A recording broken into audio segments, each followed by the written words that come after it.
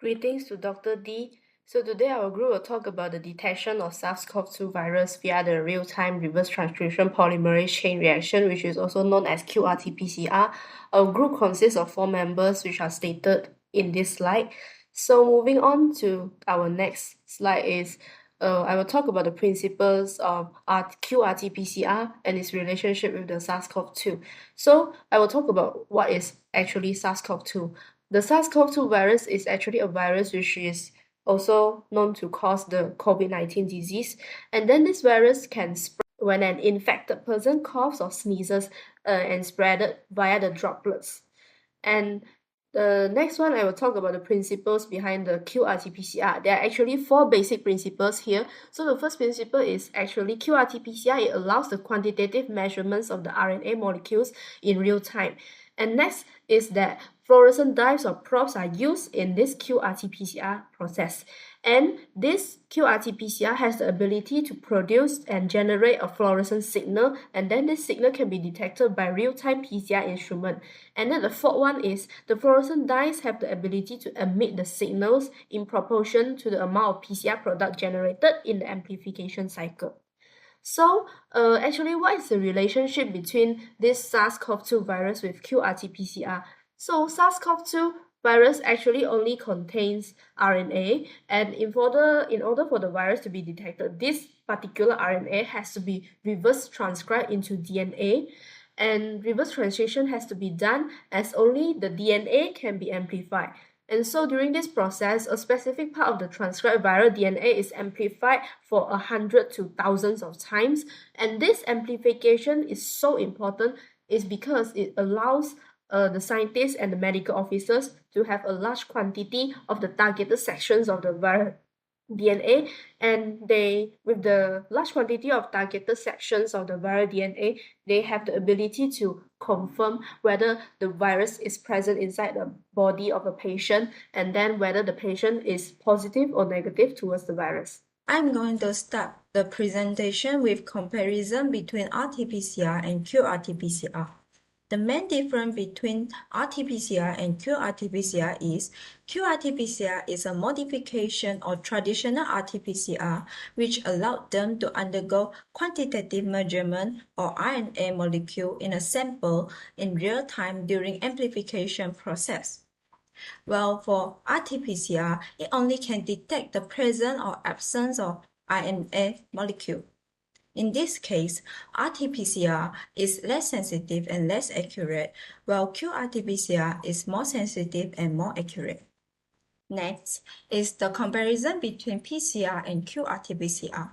The main difference between these two techniques is forward and reverse primers are used in PCR technique, while the reverse primers is used in qRT-PCR in order to undergo reverse transcription. In qRT-PCR, the RNA is first transcribed into cDNA, which is complementary DNA, by using reverse transcriptase.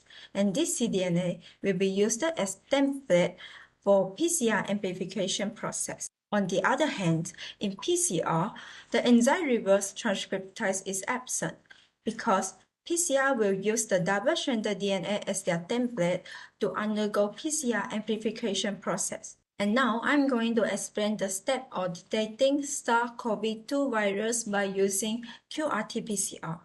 The first step is sample collection, in which the sample is collected from the patient's nose, throat, and also saliva.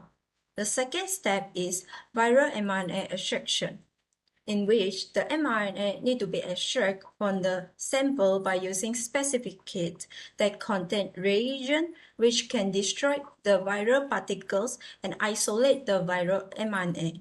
This reagent also able to remove the substance such as protein and fat. Step 3 is reverse transcription. It is a process where the mRNA is transcribed into cDNA by using reverse transcriptase. The first antisense strands of cDNA is synthesized in 5' to 3' direction by using poly-A2 mRNA as a template and oligo-DT as a primer. This result will produce a hybrid strands which contain single strands of RNA and single strands of cDNA. Hi, my name is Ooi Chea Lin. My metric number is S63076. I'm going to continue with the step 4. The step 4 is design the primer for qRT-PCR reaction. The two primer, which are forward primer and the reverse primer, are designed to bind with the specific section of the SARS-CoV-2 RNA template. The step 5 is the amplification of the cDNA. There consists of 3 steps. The step 1 is the denaturation, step 2 is the primer annealing, and the step 3 is the extension. The step 6 is the detection. The machine computer will track the amplified SARS-CoV-2 cDNA fluorescence after each amplification cycle, and the fluorescence will be illustrated as a graph in real time. Step 7 is the result interpretation.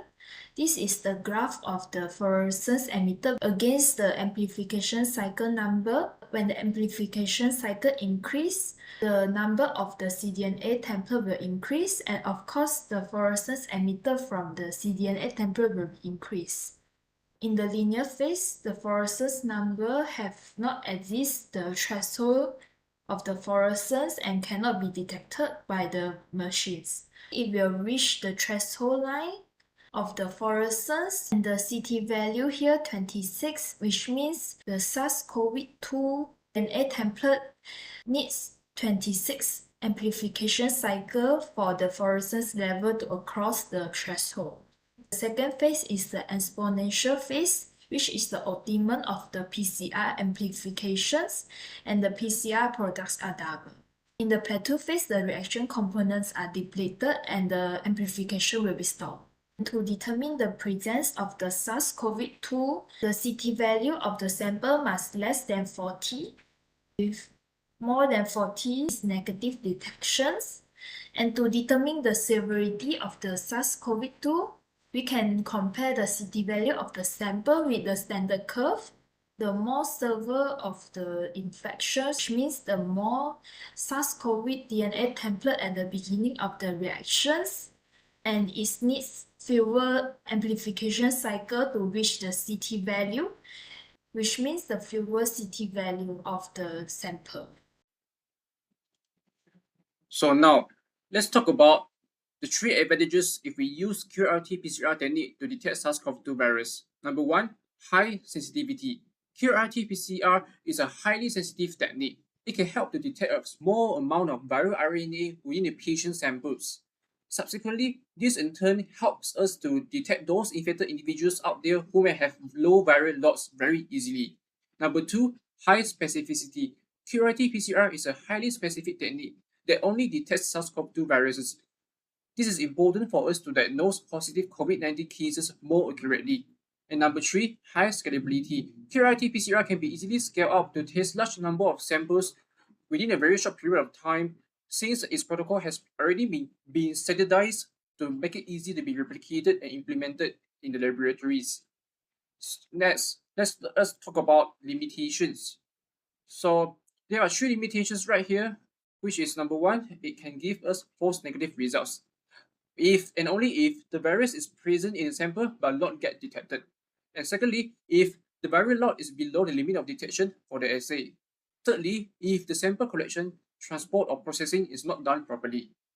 And the second limitation is that this particular technique requires specialized equipment and reagents, which can be very expensive, and it may not be readily available in all settings of laboratories. Thus, this in turn limits access to testing in certain areas. And the third limitation is turnaround time. While real-time RT-PCR can produce results very quickly, the turnaround time can still be longer than desirable, especially in settings where testing capacity is limited, especially during the case of pandemic. This in turn can delay diagnosis and treatment and contribute to the spread of the viruses.